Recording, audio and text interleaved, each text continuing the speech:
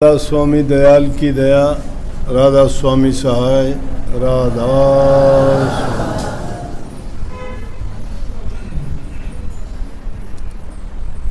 कितनी अच्छी अच्छी वाणी गाई। अभी इस जो वाणी में थी, उतराइयाँ चढ़ाइयाँ तो जिंदगी में आती हैं, लेकिन हाथ होवे तेरा सिर पे, हाथ वो हाथ नहीं रखते, हाथ हमें रखना पड़ता है। हाथ हमें कैसे रखना पड़ता है? भूल हमसे होती है, स्वार्थ हमारा है, काम हमारा है, कल्याण हमें करवाना है, इसलिए हम दूसरे की किसकी इंतजार करेंगे? अपना कल्याण के लिए तो अपना सुधार खुद को ही करना पड़ेगा। अब डूबनिया जीव अगर होगा, सतगुरु किसको तैरेगा? जो तैरने की कोशिश करेगा उसको तैरेगा, जो डूबने की कोशिश करेगा उसको कौन तैर देगा? जगह जगह आज समाज की हालत देखते हैं कि देखो, इंसान प्रयास करता है कि मैं सुखी रहूं, शरीर में रोग ना हो, रोग होता है तो दवाई लेता है, कोई पीड़ा होती है तो दर्द की दवा लेता है, कमज़ोरी होती है तो ताकत की दवाई लेता है, इसके गंदगी मैल लगती है तो नहाता धोता संवारता है। मतलब जीने के लिए, अच्छा बनने के लिए इंसान ये क्रियाएं करता है। और एक आदमी जो मरना चाहता है, जो अच्छा बनना चाहता है, उसको अच्छा बनाने के लिए तैयार हैं, बनाएंगे। और एक आदमी जो मरना चाहता है, उसको कौन कब तक रोक लेगा?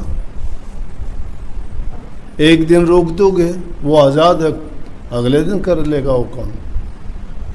2-4 बार बचा लोगे, फिर कर लेगा वो, क्योंकि जो खुद मरना चाहता है उसको कोई बचा नहीं सकता, जो फंदे में खुद जाके गिरता है। इसलिए महर्षि शिवरतलाल ने बड़ी लंबी चौड़ी कहानी लिखी और हमारे इतिहास के गवाह उदाहरण भी उन्होंने बताए। उन्होंने कहा कि नर भोगे बारंबार, फल अवश्य कर्म किए का, तू सोच समझ जग जन्म लिए का। कि दुनिया में जो जन्म लिया है, ये बात सोच समझ लो कि यहाँ तुम अपना कर्म भोगने के लिए, कर्म करने के लिए ही आए हो। कर्म का कोई कर्जा उतारना चाहता है तो नेकी के रास्ते पर चलो, धीरे धीरे करके तुम्हारा कर्ज उतर जाएगा। हम कर्जवान हैं, कोई बाप का कर्जवान, कोई बेटे का कर्जवान, कोई धी का, कोई जमाई का, कोई पशु का, कोई स्त्री का। इसीलिए तो कबीर साहब ने बहुत सोच समझ के कही कि हम तो उस बैल की तरह से लदे फिरते हैं और किस किस के उनको सारी जिंदगी ढोते ढोते अपना टाइम गुजार देते हैं कि ये इंसान पशु की तरह है। नर पशु, गुरु पशु, तिरिया पशु, वेद पशु, संसारा मानसता को जानिए, जा को विवेक विचारा। कोई गुरु का पशु है, कोई पत्नी का पशु है, कोई बेटे का पशु है, कोई पशु। पशु का मतलब पुराने ज़माने में बैल को लादते थे, और जो इनका भार लदा के फिरता है वो भी पशु की तरह ही है, तिरिया पशु है कोई। लेकिन कहते हैं कि इंसान तो उसको जानो जिसको विवेक और विचार है। विवेक विचार किसको मानोगे? विवेक और विचार उसको मानो जो तुम अपने लिए काम करते हो। अपने लिए काम तुम्हारा कौन सा होगा? भक्ति के सिवाय तुम्हारा दूसरा कोई काम नहीं।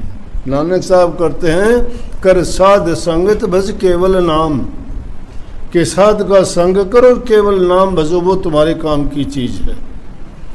दूसरा अगर कोई किसी का साथ देता हो तो बताओ। शमशान घाट तक भी जाना मुश्किल समझते हैं जब इंसान के प्राण छूट जाते हैं। यूं कहते हैं जल्दी करो, कोई आया नहीं आया कोई बात नहीं, जो इतने साल तुम्हारे साथ रहा है उसका दिया लिया तुमने, सब कुछ किया, आगे तक का तुम्हारा इंतजाम करके गया, उसको 2 मिनट फालतू नहीं रखना चाहते। कौन है हमारा? उसकी बात तक नहीं पूछते। ये जीव जब तक दुनिया में रहता है, जब तक किसी का मतलब हल होता है, तब तक वो उसका है, नहीं तो कोई किसी का संबंध नहीं, कोई किसी का नाता नहीं। हाँ, सतगुरु तुम्हारा है। दुख में, दर्द में, बुरी में, भली में अंत सहाय वही मिलेगा तुम्हारा। तो महर्षि जी ने कहा कि हमारी तो औकात ही क्या है, जो बड़े बड़े थे उनको भी अपना कर्म का भोग भोगना पड़ा। वो भी अपने कर्म के कर्जदार लेके आए थे, ब्रह्म के अवतार आए जिनको आज हम पूजते हैं। रस्म रिवाज बना ली, उनको पूजते हैं, मानते हैं कि उनसे हमारा कल्याण होगा। और वो खुद जो से अपना कर्म पूरा वो भी करने के लिए आए थे, उन्होंने किया। आदित्य शक्तियाँ थी, ये हम नहीं कहते कि युग पुरुष थे, महापुरुष थे। जो महापुरुष हुए उन्होंने ही तो इस दुनियादारों को रास्ते दिखाए, चाहे वो संत रूप में आए, चाहे ऋषि रूप में आए, चाहे वो ब्रह्म के अवतार के रूप में आए, जीवों कल्याण करने के लिए। लेकिन फर्क इतना था कि वो राक्षसों का संहार करने के लिए आए थे, कभी कोई धर्म की स्थापना करने के लिए आए थे। लेकिन कलयुग में जो संत आए वो सिर्फ जीव के सुधार, कल्याण और इसको उसके निज घर भेजने के लिए आए। ये किसी जीव का ना तो संहार करते हैं, ना किसी को कोई किसी प्रकार के उलझन में फंसाते हैं। ये तो उनके भ्रम निकाल के, पाखंडों से बचा के सत्य मार्ग पर ले जाते हैं। उस सत्य मार्ग पर ले जाने के लिए सत्य नाम का डंका बजा के कहते हैं कि नाम के सुमरण करो, उसी का भजन करो। नाम के बिना तुम्हारा कल्याण नहीं होगा। और हम क्या है कि नाम सुन लिया ज़रूर, गुरु से पूछ लिया ज़रूर, याद भी कर लिया। कोई 2 नाम लिए फिरता है, गाठी बांधे फिरते हो, कोई 2, 3, 5, कोई राम, कोई ओम, कोई सत साहेब, कोई सतनाम, कोई सोहम के उपदेश लिए फिरते हो। कोई 5 नाम, कोई 3 नाम, कोई राधा स्वामी नाम, कोई धन धन सतगुरु तेरा आसरा ये नाम, कोई ओम नमः भगवते वासुदेवाय, कोई कुछ। इन नामों की गठरी बांधे फिरते हैं। नाम नाम नाम नाम की बड़ा डंका बजाते। नाम जपते कितने देर है, नाम का महत्व कितना जानते हैं, उस नाम की कीमत कैसे पहचानी हमने। उस नाम के लिए शर्त हैं, ज़रूरत हैं। वो शर्तें जब तक तुम्हारे से पूरी नहीं होती हैं, तुम्हारे आसपास भी नहीं है नाम। हर चीज़ के लिए तुम 2 अन्य का रोजगार करते हो, तुम्हारे से पूछते हैं कितना पढ़ा लिखा है, तेरा अनुभव कितना है, तो ये काम कैसे कर लेगा। ये तो नहीं होता ना कि इंजीनियरिंग की डिग्री कर काम उसको डॉक्टर का दे दें। ये तो नहीं ना, उसने पास तो करी हो ला के डिग्री और उसने कह दें कि तू अध्यापक का काम कर ले। जिसने जो की हुई वही काम करते हैं ना। तो इसलिए जो कर्म है वो कर्म सुधारो। कर्म अगर नहीं सुधरता है तब तक आपके हाथ पल्ले कुछ भी नहीं है। और उसके लिए ज़रूरत है कि इंसान नेक रास्ते पे चले, मन से बैर ईर्ष्या द्वेष निकाल दे, नहीं तो लेके साथ जड़ेगा तुम्हारे, वो क्या काम आएगा। तुम खुद अपने आप को बर्बाद करते, जब किसी दूसरे के बारे में बुरा सोचते हो नहीं, कुछ भी नहीं कर सकते। और फिर जिस चीज़ का भी तुम काम, जो विचार ख्याल करते हो, तुम्हें ही बर्बाद करता है। पहले तुम्हें, अगर मान लो आग तुम्हारे चूल्हे में जड़ी है, अगर पहले तुम्हारे चूल्हे का आसपास का ही सामान जलाएगी वो, अगर लापरवाही करी तो बाहर का नुकसान बाद में करेगी। किसी के लेके आग लगाओगे ना, उनका नुकसान बाद में करेगी, पहले तुम्हें जला चुकी होगी। इंसान जो खुद मर चुका होता है वो ऐसे विचार और ख्यालात रखता है। जिसके ख्यालात शुद्ध और पवित्र नहीं हैं तो भक्ति क्या, वो नाम के आसपास भी नहीं है। और जिसकी ये सुधार हो जाता है, मैं कहता हूँ उसने नाम की कमाई कर ली है। कोमल हृदय हो, सत्य का पालन करता हो, मीठी जबान हो, अच्छा बर्ताव व्यवहार हो, छोटे बड़े की इज्जत कदर करता हो, माँ बाप की सेवा करता हो, बूढ़े बुजुर्ग की सम्मान करना, उनकी ज़रूरत की चीज़ों का समय पर देना और सहायता करना, ये इंसान को नेक इंसान बनाता है। नेक इंसान ही भक्ति के मार्ग पर चलने लायक बनता है।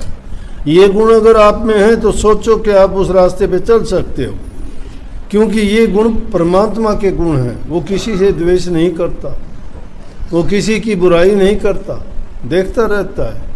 ये दुनिया अपने आप में इसीलिए अजीब कही गई है। यहाँ 84 लाख योनि के जीव जंतु एक दूसरे के दुश्मन हैं, एक दूसरे को देखते ही मारने को डोलते हैं। जीव जीव का भोजन है, और फिर भी उसकी सृष्टि में यूं का यूं कारोबार चलता रहता है। मारते हैं, मरते हैं, मिटते हैं, कपते हैं, और फिर भी वो सृष्टि चलती रहती है। इसी प्रकार ये गुण हैं। बुरे विचार जब भी मन में आते हैं, नकारात्मक विचारों को टालो। अपने मन में नकारात्मक विचारों को ना आने दो, नहीं तो बहुत खराब हो जाएगा। जिंदगी का भरोसा नहीं है कितने दिन की है। बैठे बैठे श्वास निकल जाएंगे। पाव पलक की शुद्ध नहीं, पाव पलक की भी शुद्ध नहीं। और बेड़े लगाते हैं, सोचते हैं हम पीढ़ियों तक की बात। तो उनमें से कई के मर्यादा पुरुषोत्तम रामचंद्र जी हुए। महर्षि जी ने कही प्रथम जो कही है, राम महाप्रभु पुरुषोत्तम मर्यादा, गुप्त घाट सरयू जल डूबे रामायण संवादा। रामचंद्र जी को आज इतने बड़े बड़े मंदिर बना रहे हैं, उनकी पूजा करते हैं, घर घर में राम की तस्वीर लगाते हैं, राम राम जय श्री राम बोलते हैं कि नहीं बोलते। वही रामचंद्र जी की पूरी कहानी अगर पढ़ोगे तो आखिरी वक्त में उन्होंने भी जल समाधि लेनी पड़ी थी सरयू नदी में। महाप्रभु थे वो, फिर भी ऐसा क्यों? मर्यादा पुरुषोत्तम थे। कर्म, कर्म के कारण, कर्म के कारण कृष्ण जी को आखिरी वक्त में भील ने मार दिया। कर्म किया था उसने भी बाली को मारा था, छिपके तीर मारा था। वही अगले जन्म में बदला लेने के लिए बाली भील बन के आ गया। तो ये कर्म का खेल चलता रहता है। लेकिन इसलिए मुख्य करके जो बात रखते हो ना, भक्ति करना बहुत आसान। जिस दिन तुम्हारा हृदय पवित्र हो जाएगा, तुम्हें सब पता लग जाएगा। बिना कहे भी, अकारण भी जो बोलोगे वो सत्य निकलेगा। तुम्हारे मन में ख्याल आएगा वो भी सत्य आएगा। क्यों आएगा कि वो छल कपट बेईमानी वो सब गायब हो चुके होंगे। हृदय में तुम्हारा दर्पण साफ होगा, उसमें साफ नजर आ जाएगी अपने आप। तुम्हें भी नहीं पता होगा कि वो बात कैसे होगी, तुमने कैसे बोल दी, तुमने कैसे कह दिया। तुम इनकार भी कर दोगे कि मुझे तो पता ही नहीं है, लेकिन वो सत्य का यही सही स्वरूप है। जब उसे रास्ते पे चलते हो, ये छोटी मोटी शक्तियाँ हैं, ये अपने आप ही आती रहती हैं, और इनको लोग बड़ी मान के ठगा बग्गी दूसरे रास्ते अपना लेते हैं, और भोले जीव उनके चंगुल में फंसते चले जाते हैं। वो सोचते हैं कि बाबा बड़ा चमत्कारी है, बाबा बड़ा सिद्ध है, लेकिन ये सिद्धि तो आप में भी सब में है। वो सिद्धि कर सकते हो।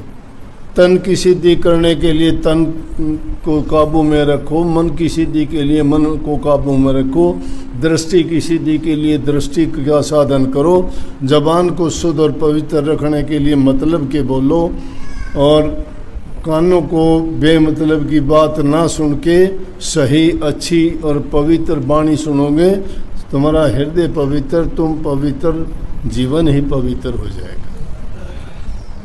तो भाई सबको बहुत बहुत आशीर्वाद।